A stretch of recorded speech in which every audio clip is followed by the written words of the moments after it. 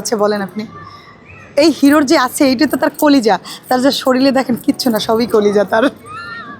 এতগুলো নায়িকা নিয়ে ঘুরে, এটা কলিজা না হলে কখনোই হতে পারে না। এটা কি আদার যে হিরোরা আছে তার কি হিংসা করে না?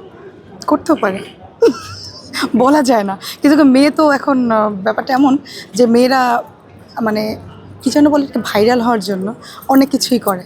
আমরা আমরা মিডিয়াতে 15 বছর কাজ করছি, আমরা এখনও ভাইরাল হতে পারিনি। কেন? আমরা ভাইরালের কাছে এখনও যাইনি, তাই হতে পারিনি।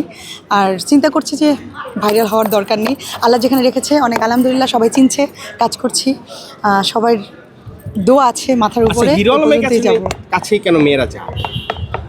হ্যাঁ, আমি কিভাবে বলবো ভাইয়া হিরো আলমের কাছে কিভাবে যায়, আমি তো কখনো যাইনি। কেন যায় মেয়েরা?